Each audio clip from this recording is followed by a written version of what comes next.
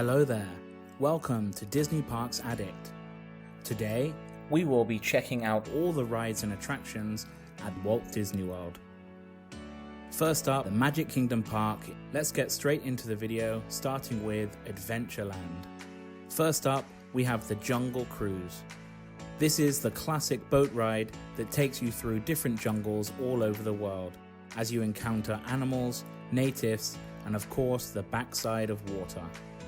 For me, this is one of Disney's classic attractions that can be enjoyed at many of the Disney parks around the world, but Magic Kingdoms will always have a special place in my heart. Next, we have the Magic Carpets of Aladdin. Now, I haven't ridden this ride in a while, but I do remember it not being as good as Dumbo, which is a similar ride but more iconic. On to another classic attraction, the Pirates of the Caribbean. I know some people say that the Disneyland version is far better than Magic Kingdom's, but I still think they are both great.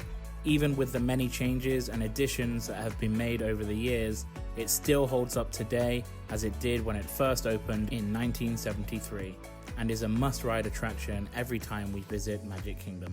Another plus, due to the high load capacity, it never really has a long wait time, so it can be enjoyed without having to use a fast pass. On to our first show, Walt Disney's Enchanted Tiki Room. This was an opening day attraction and still delights guests today with the amazing audio animatronic birds, flowers, and totem poles singing the beloved soundtrack. I wasn't a fan of the addition of the under new management theme with Iago and Zuzu, so I'm glad they reverted back to the original in 2011. Even if you're not a fan, you can still enjoy the AC and rest from the busy, crowded park. The last attraction in Adventureland is the Swiss Family Treehouse. This is a nice walk-around attraction, giving you some great views of Adventureland.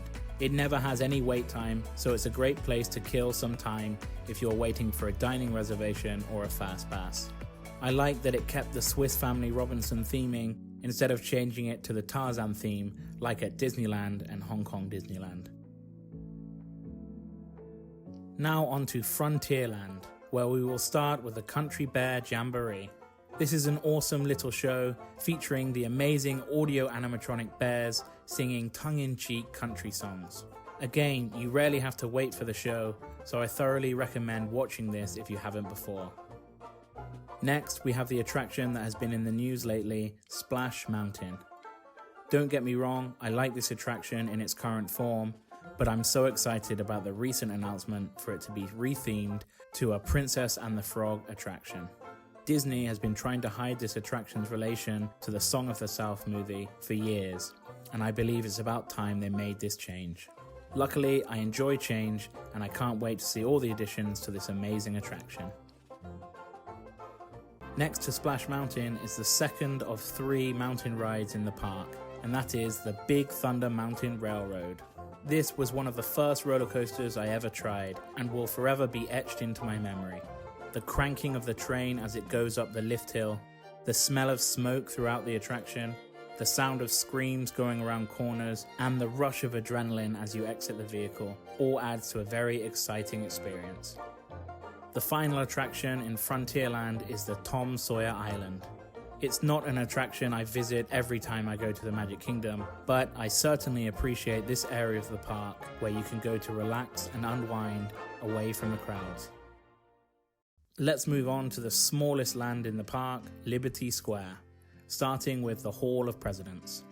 I don't really like this attraction, but it's a good place to cool down on a hot day and marvel at the amazing audio animatronics. I understand that it is popular with the American guests, but it feels a bit like political propaganda to me. Luckily, Liberty Square has another attraction, that's of course the Haunted Mansion. This is another classic Disney attraction, offering great theming, a fun storyline, and awesome special effects. If you want to know more about this attraction, then check out the YouTube channel Offhand Disney for his in-depth knowledge of all the haunted mansions that Disney has to offer. We now go from the smallest land to the biggest. Let's take a look at the 10 attractions in Fantasyland. Let's start with Dumbo the Flying Elephant. I have already added this to my Hong Kong and Shanghai Disneyland tier lists, which you can check out in the top corner here. Now onto the classic Disney attraction that I don't like, and that is It's a Small World. I understand the family-friendly appeal, but it just does nothing for me. The repetitive song and creepy dolls makes it feel more like a nightmare than a children's boat ride. Next is the Mad Tea Party, and again, it's a ride I don't really enjoy. I don't usually get nauseous, but this gets me every time, and I curse myself every time someone convinces me to go on. Now onto something a little bit better, the 3D show PhilharMagic. This is a great show filled with classic Disney characters and a fun storyline. I wish there were more attractions featuring Donald Duck, but this will have to do. On to another classic dark ride, Peter Pan's Flight. Although I prefer the version at Shanghai Disneyland, I appreciate that they still updated the Magic Kingdom's queue line with cool interactive elements. Next, we have the Prince Charming Regal Carousel. Although it's a definitive Fantasyland attraction, I understand that it's not for me, but I still like listening and watching everybody else enjoy this ride. Until Tron comes along, the Seven Dwarfs Mine Train is still the newest roller coaster in the park. I love the audio animatronics and the little storyline elements, but it's just not as thrilling as the other roller coasters in the park. Straight on to another roller coaster, the Barnstormer featuring the Great Goofini. This was originally in Mickey's Toontown, but it was moved and added to the new Fantasyland expansion in 2012. It's a fun little kids coaster and a great way to introduce them to thrilling rides. Next, we have the Many Adventures of Winnie the Pooh. I am still a little bitter that this replaced Mr. Toad's Wild Ride 21 years ago, but I can understand the change to a more relevant IP. It's a fun dark ride, but can also be found at Disneyland, Hong Kong Disneyland, and Shanghai Disneyland. Now we come to the last attraction in Fantasyland, Under the Sea Journey of the Little Mermaid.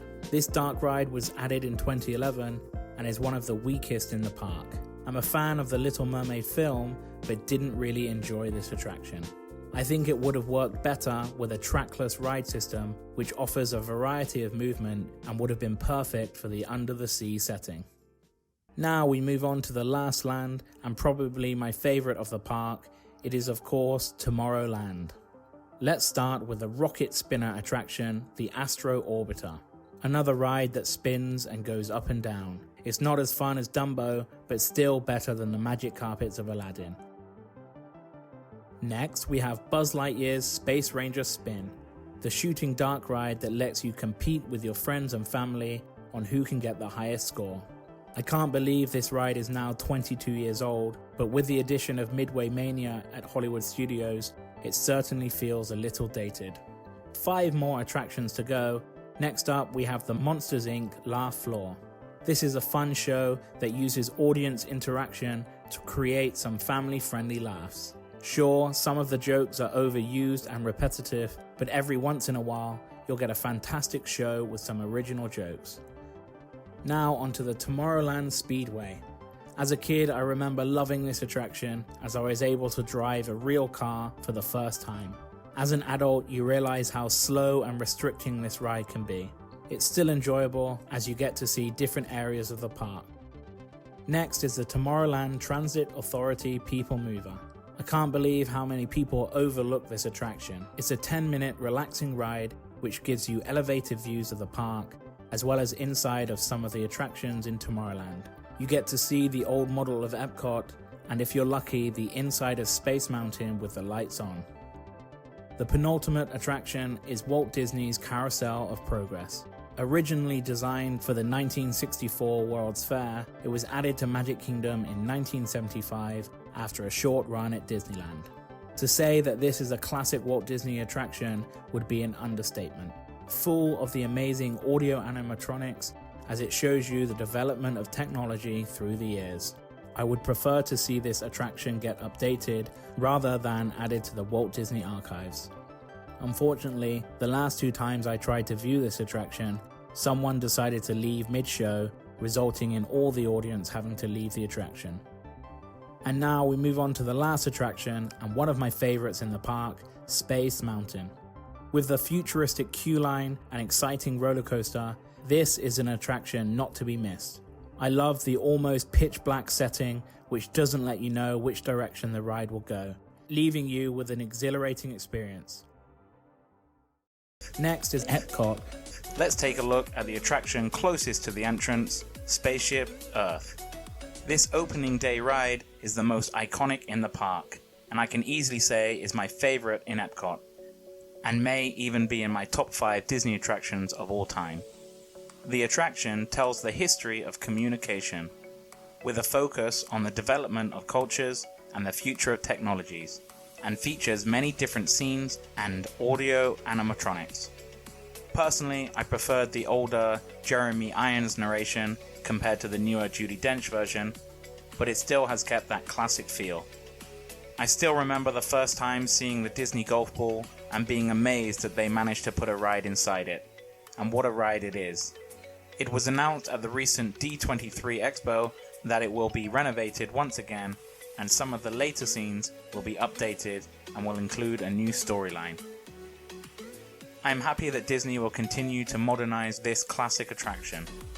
Hopefully, the updates will be completed for Walt Disney World's 50th anniversary in 2021.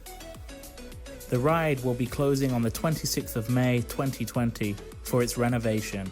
So, if Epcot does reopen before then, be sure to check it out while you still have a chance.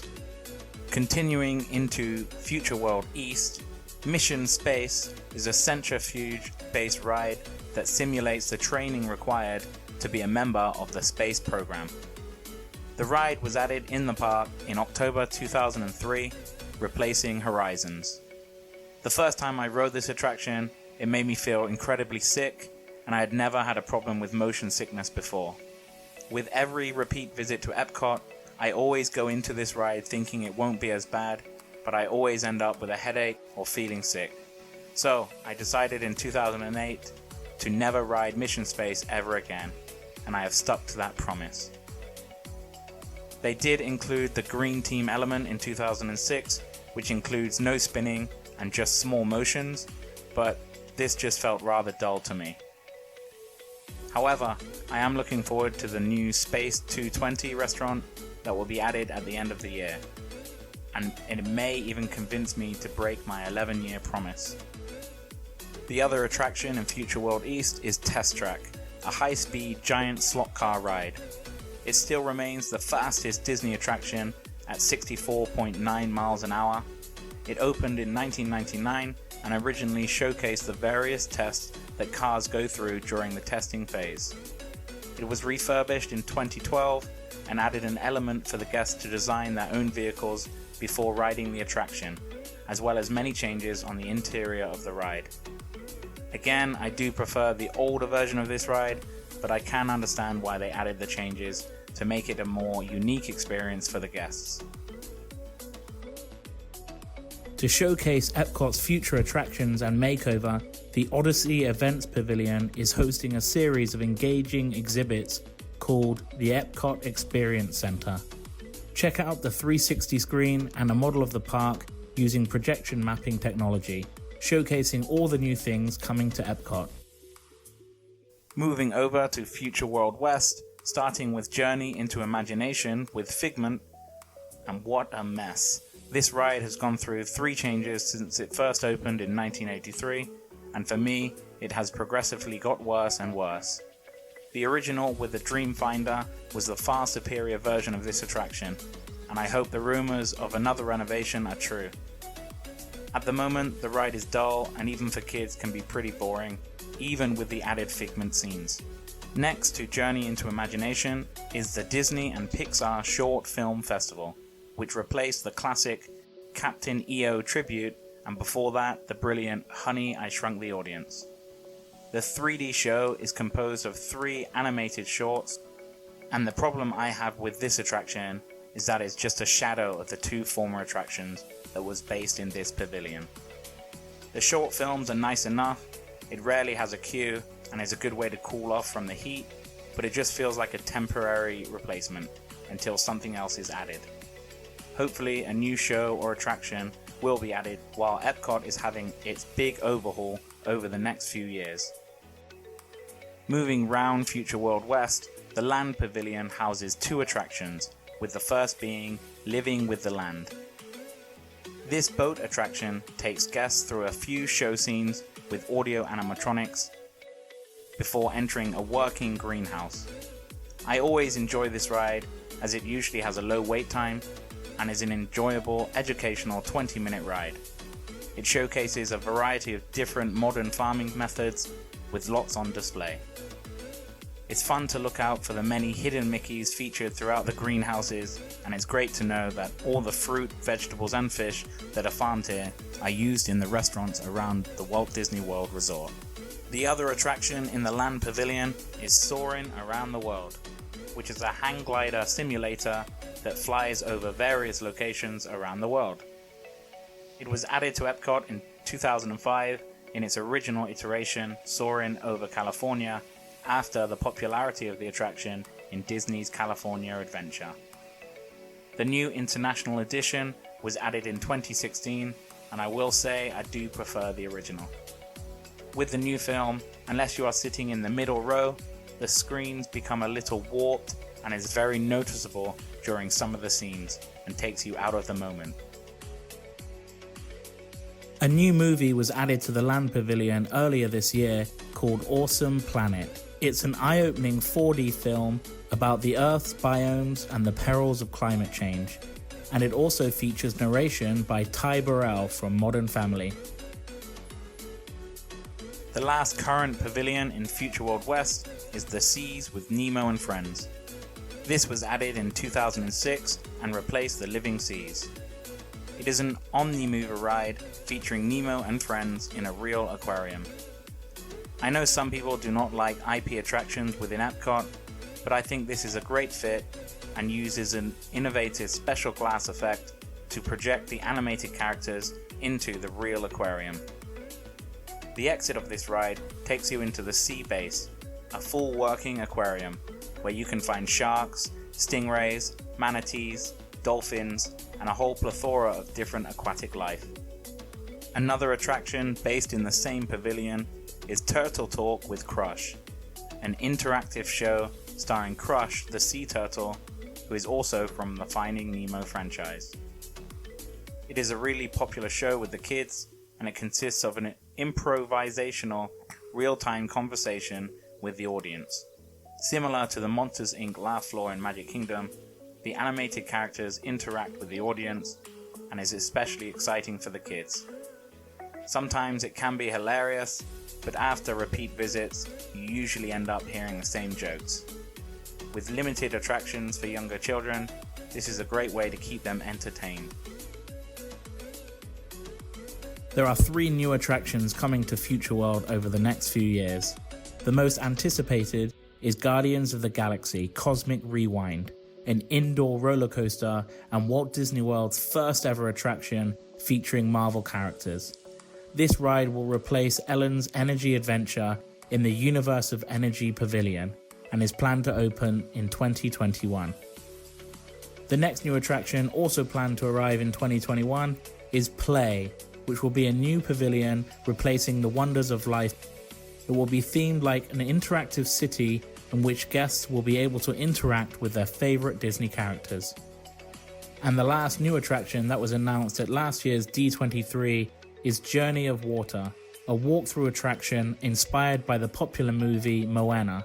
It will be a garden featuring interactive fountains and other water features, leading from the current Innoventions Plaza down to the Seas with Nemo and Friends.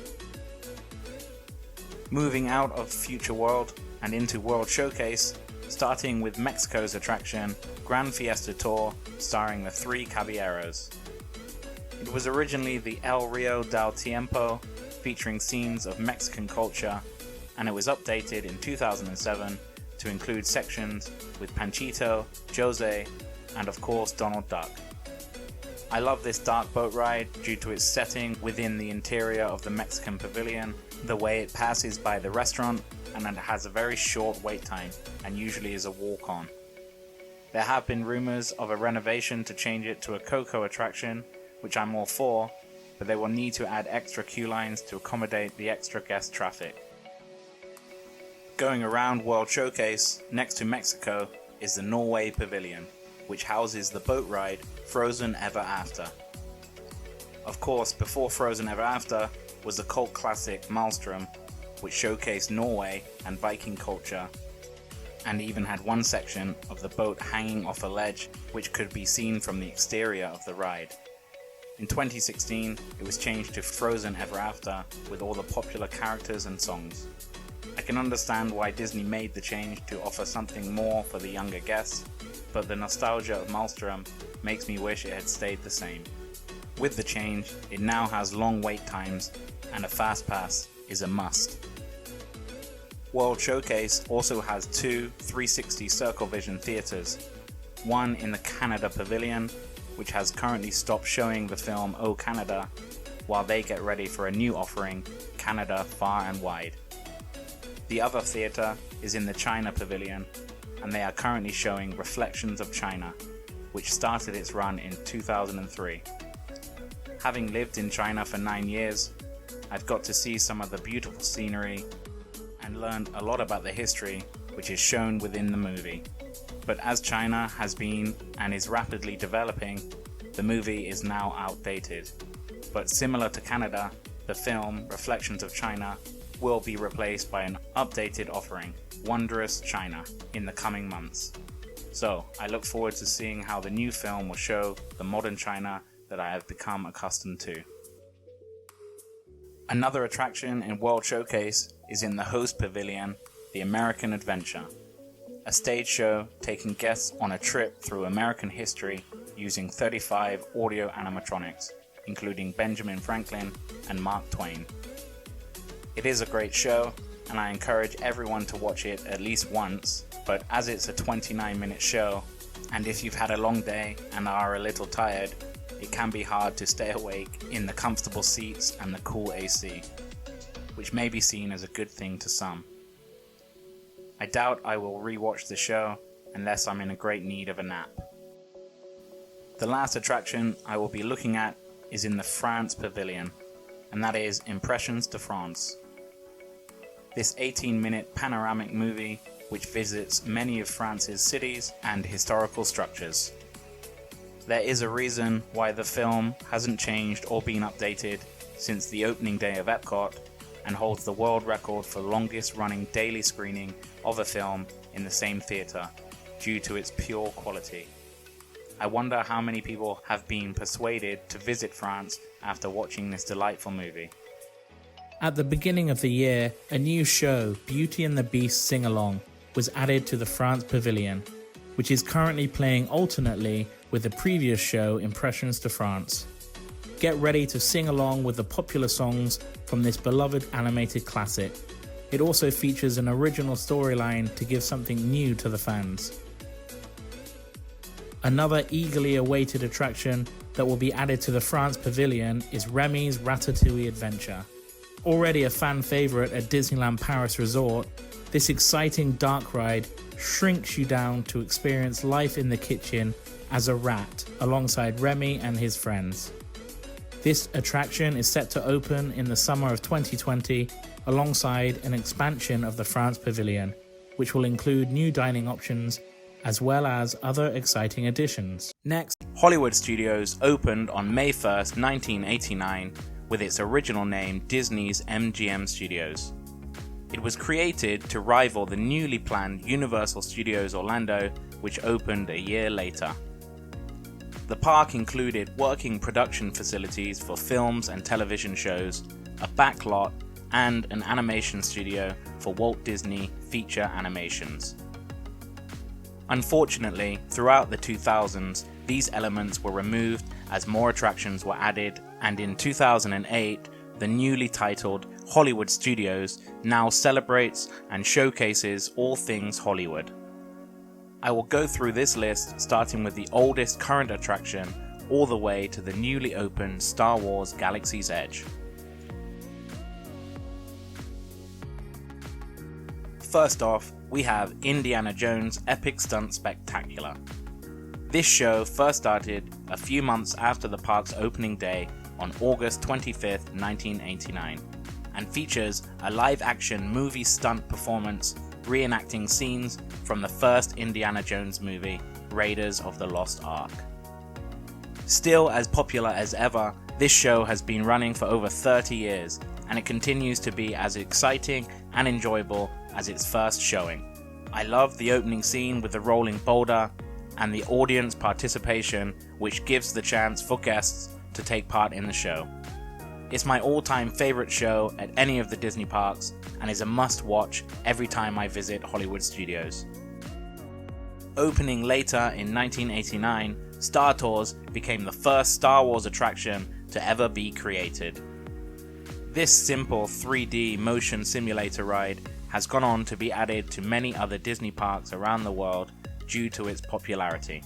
It was updated in 2011 to Star Tours The Adventure Continues, which added a variety of scenes from all three trilogies. With these new scenes, there is a total of 384 different combinations, giving each ride a completely unique experience, and gives the chance of a lot of re-rideability. I like Star Wars and I like rides, so what's not to like? It usually has a low wait time as well, giving you a chance to ride a few times on your visit. 2 years after the opening of Hollywood Studios, Muppet Vision 3D was added to the park. Directed by the legendary Jim Henson, this great 4D show was one of my first ever experiences with 3D, and I still have fond memories of watching it as a child. It's still enjoyable for both adults and children, but I fear that this show is on its last legs. I do hope that Hollywood Studios can keep the Muppets in the park and update this show to a more modern setting. With the decrease in the Muppets' popularity, Disney may look into other IPs to replace this show. Next up, we have another show, Beauty and the Beast, live on stage. Originally added in 1991 on Hollywood Boulevard and moving to Sunset Boulevard in 1994. This show features all the characters and songs from the classic animated film. For me, this show looks the most dated in the park, and unless you have young children, I would give it a miss. It feels like just something to do rather than being exciting to go and watch.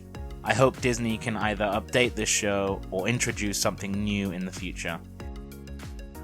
Moving on to yet another show, Voyage of the Little Mermaid, which was added in 1992. This live performance uses puppets, lasers, projections, and mist to enhance this production of the classic Disney film, which gives it more of an edge compared to Beauty and the Beast. It's surprising to see these two shows still in the park after nearly 30 years, but I can understand with the live action remakes, these shows will be sticking around for a while. 2 years later, in 1994, the Twilight Zone Tower of Terror, along with the Sunset Boulevard section of Hollywood Studios, opened. This was a great addition and the park's first e-ticket attraction. I love this thrilling ride for many reasons, including its awesome storyline, the incredible theming, and the randomized ride system. I hope that Disney keeps the same theming rather than changing it like they did in California Adventure to Guardians of the Galaxy Mission Breakout. But with the new Guardians of the Galaxy attraction coming to Epcot next year, it should be safe for now. Hollywood Studios' nighttime spectacular Fantasmic has been running since 1998 and offers a show filled with fireworks, characters, pyrotechnics, and water effects. Compared to the night shows at the other parks, I think this presents something a little different and is a very enjoyable show. I would recommend using a fast pass for priority seating, and it's a good way to wrap up a great day at Hollywood Studios. Walt Disney World's first and only inverted roller coaster, Rockin' Roller Coaster starring Aerosmith, was added in 1999 to attract more guests that enjoy the thrill factor. It is an indoor roller coaster that has 3 inversions and a high-speed launch. I still remember the first time exiting the pre-show to see and hear the screams of this great launch, and it still holds up as a great coaster. The problem I do have with it is the theming. I've never been an Aerosmith fan, and I didn't have a problem with it 18 years ago, but it has become very dated. I know in Disneyland Paris they are giving a refurb to this rock and roller coaster to a Marvel themed attraction, which can't be done in Walt Disney World, so I think an Incredibles themed coaster would be a good fit, and an Edna mode pre-show would fit perfectly. Added in 2001, Walt Disney Presents is something that needed to be added to one of the parks, and Hollywood Studios was a great fit. Walt Disney Presents is a walkthrough mini museum exploring the life and legacy of Walt Disney through photos, models, and rare artifacts. At the end of the walkthrough, you can choose to watch a short biographical film, One Man's Dream, which is a must for any Disney fan. Even as a kid, I enjoyed learning about the life of Walt Disney and have always enjoyed this attraction. The next existing attraction, Toy Story Mania, was added 7 years later, in 2008. This is an interactive 3D shooting gallery featuring characters from the Toy Story franchise. For me, this is a vast improvement to the dated Buzz Lightyear's Space Ranger spin over in Magic Kingdom. I like the variety of the 5 minigames, which are a tribute to the classic Midway games found in many amusements over the years. With the opening of Toy Story Land last year, it has been given a new entrance and continues to get high wait times, which it fully deserves. Time for another show now, which is the popular, for the first time in forever, a Frozen sing-along celebration that opened in 2014. As a fully fledged adult during the release of this film, I have to say I didn't much care for it, but I understand why it gained its popularity. But I was pleasantly surprised with this show when I first watched it. I enjoy the two hosts who bring a little humor for the older guests in the audience, and it has a great atmosphere when everyone is singing along to the popular songs. And I think that Let It Go with the added snow effects is a great way to end the show, and everyone leaves with high spirits. I think the older shows in the park can learn something from this fantastic modern show. Next we have Star Wars Launch Bay, which is an interactive walkthrough attraction featuring Star Wars character meet and greets, film memorabilia, games, and of course, a gift shop. This was added soon after the announcement of Galaxy's Edge in late 2015 and offers something for all Star Wars fans. It's nice to walk around and check out all the movie props, and it's very fun to do the meet and greets. With the opening of Galaxy's Edge, I believe this area will eventually be used for something else, so if you haven't had the chance to check out Star Wars Launch Bay, I would do it sooner rather than later. We are now coming near the end of our list. With the opening of Toy Story Land last year, 2 new attractions were added, starting with Slinky Dog Dash. This family-friendly roller coaster is a new thrill ride that the park was in much need of. It's not as exciting as Rock 'n' Roller Coaster, but it's still just as fun. I like the theming of this coaster with all the noises and different characters that can be seen, and it is a great attraction to ride at night with all the colourful lights seen throughout the land. I think it would be a great first coaster for children that want to start with something a little lighter than some of the bigger coasters. The other attraction in Toy Story Land is the Alien Swirling Saucers, a spinning attraction similar to Mater's Junkyard Jamboree at Disney's California Adventure. For a simple flat ride, I found this rather enjoyable. Again, I enjoy the theming and the music, and the way it whips you around some of the corners. It can make you feel that you are going a lot faster than you actually are. Later in 2018, a new show for younger audiences, Disney Junior's Dance Party, was added to the animation courtyard. To be honest, I haven't watched this show, and I don't recognize many of the characters at all. My wife and I will be having a baby next month, so I look forward to checking this show out in a few years' time. Lightning McQueen's Racing Academy is a show featuring Lightning McQueen and other car characters. It's a nice little show and shows off an impressive audio animatronic, but it is nothing compared to Radiator Springs, the Cars-themed land in Disney's California Adventure. There have been rumors of a Cars retheme to Rock and Roller Coaster, therefore creating a small Cars-themed land in that area of Sunset Boulevard. But with Disney's focus turning to Epcot after the completion of Star Wars Galaxy's Edge, I can't see this happening in the near future. And finally, the recently added Millennium Falcon Smuggler's Run in the newly built Star Wars Galaxy's Edge. I haven't been able to visit this new and exciting land, but from all the footage I've seen so far, it looks great. Smuggler's Run is a motion simulator attraction giving 6 riders a chance to be a pilot, gunner, or engineer as they go on an interactive smuggling mission. It looks fun and gives a great re-rideability, trying out the different roles as well as attempting to beat previous scores. I hope Disney can keep this ride fresh and update or change the mission every year or so to offer something new for returning guests. The next 2 attractions in the park are fairly new, so I won't add any ride footage to try and keep it spoiler free. The first, the Rise of the Resistance, is the most ambitious dark ride Disney have ever created, with a fully immersive experience as you escape the First Order.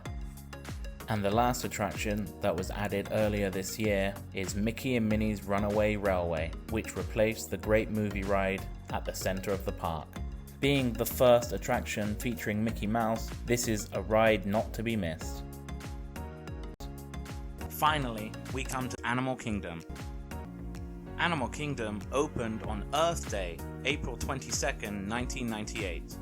It is known as a zoological theme park due to the hundreds of species of live animals it exhibits, and it is 580 acres, making it the largest theme park in the world.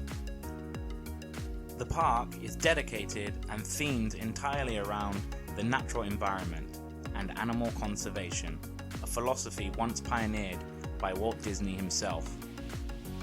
I still remember visiting the park in the summer of 1999 and exploring the different themed lands, and I couldn't believe the different types of animals and vegetation within the theme park, and it has created some long-lasting memories for me. I'll be going through all the current attractions, working my way around the park anti-clockwise. Starting with the amazing entrance and walking through the oasis definitely gives you the strong feeling of nature, seeing the different coves and various animals. Once you make your way through, you come to the awesome reveal of the Tree of Life in Discovery Island. Under the tree is this area's only attraction, the show It's Tough to Be a Bug. This 3D show is based on the underrated and often forgotten A Bug's Life. It took me a few visits to the park to actually see this show, as I was put off by the taunts of my older cousins that you get stung by a bug while watching. But when I actually got to see the show, I thought it was great. The theming of the theater, the 3D and practical effects, and the educational aspects of the show makes it one of the best shows that Disney has produced. Moving round the park into my least favorite area, Dinoland USA. Due to budget cuts while constructing the park, most of this land was a quick fix to offer extra attractions and amusements. Triceratops Spin is just another Dumbo clone to offer something for the younger guests, so I understand I'm not their target audience, but I expect Disney to offer a lot better. Luckily, the other attractions in this area are a lot better, starting with the excellent dark ride, Dinosaur. This has everything I enjoy in an attraction, great theming, fun storyline, and an enjoyable ride overall. You travel back in time to the late Cretaceous period and are given a secret task to bring back one of the dinosaurs. Of course, you encounter many different dinosaurs, including the big and scary kinds. And as you are entering a time near the end of the dinosaurs, it has many meteors falling around you, and it also can be very dark. All this makes for an extremely exciting experience. On the outskirts of Dinoland is the Theater of the Wild, which houses the show Finding Nemo the Musical. This live puppet musical stage show was composed by Robert Lopez and Kristen Anderson Lopez, who have famously gone on to write songs for Frozen and Coco, so you know it's a show of high quality. It's certainly not a show to be missed, and I highly recommend it. Moving on to the next area in the park, the beautiful Asia. It really does feel like you are entering into another world. One thing you can't miss is the Forbidden Mountain, which contains the roller coaster Expedition Everest. You enter into an amazingly themed queue area, transporting you into Nepalese equipment rooms, tea gardens, and a Yeti museum. The roller coaster features a switch track, allowing the train to travel backwards as well as forwards, and also one of the largest and most complex audio animatronic of a Yeti. Unfortunately, a few months after opening, the framing of the Yeti split, so it can no longer move, and is now known as Disco Yeti due to the strobe lighting giving the illusion of movement. The other major attraction in Asia is the Kali River Rapids. Similar to other attractions in the park, this rapids ride continues the message of conservation and environmental protection and deals with illegal logging and habitat destruction. It's a nice way to cool down on a hot day, but there is little chance of actually getting wet, which can be a good or bad thing depending on your preference. For me, it's not as good as the other rapid rides at Disney's California Adventure and Shanghai Disneyland, but still enjoyable. Another amazing thing about Animal Kingdom are of course the animals appearing throughout the park. The Asia area includes the Maharaja Jungle Trek, a short walking trail featuring animals originating from Asian countries. The highlight of this trail are the tigers and the amazing theming throughout the attraction. All the enclosures look natural to the animal's habitat, and at no point does it feel like the animals are caged in or have limited space. The next attraction in Asia comes in the form of a show, Up, a Great Bird Adventure. Originally known as Flights of Wonder, a fun and informative stage show featuring a variety of birds from around the world. It has now been transformed into another bird show starring Russell and Doug from the popular Pixar film Up. Picking up poor reviews at the start of its run, it has gone through a few rewrites. I only saw this show when it first opened and I thought it was okay, but I've heard that it has improved a little. Now moving round to the next land, which is the brilliantly themed Africa. The major attraction in this area is the Kilimanjaro Safaris, where guests can take an expedition to see African species in the savanna, rivers, and rocky hills. The total area of this attraction is actually bigger than the whole of the Magic Kingdom, and you get to see hippos, rhinos, giraffes, and of course lions. You can ride this attraction multiple times and still find something new to see. To see the most animal activity, sunrise and sunset are the best times to ride this safari. The other exploration trail in the park is in the Africa land, and it's called Gorilla Falls Exploration Trail. It features some of the animals from Kilimanjaro Safaris, as well as gorillas and other species. It also includes an aviary showcasing a variety of birds. It's a nice way to relax and take in some nature away from some of the louder areas in the park. I prefer the other nature trail in Asia, but this is still worthwhile. The final attraction in Africa is the wonderful show that is the Festival of the Lion King. Set in a round theatre featuring a variety of puppetry, acrobatics, fire and aerial dancing, as well as all the popular songs from the original movie. This is a show not to be missed. You can't help singing along, and they even have an audience participation segment which allows the children to join in and become part of the show. It's definitely one of the best shows at any of the Disney parks. Although this next attraction's entrance is within the Africa area, I consider it to be a standalone area or land, as you need to take transportation to get there. It is, of course, Rafiki's Planet Watch. To get there, you have to hop on the Wildlife Express train, which allows you to see a bit of the Animal Kingdom backlot, including some animal holding buildings, which is interesting in itself. Rafiki's Planet Watch focuses on Disney's work with animal conservation and protection of endangered species.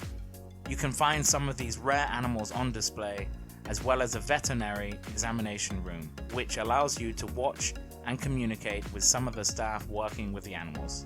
There is also a small petting zoo featuring goats and other domesticated animals, and they have just added an animation experience, which teaches you how to draw a popular Disney character.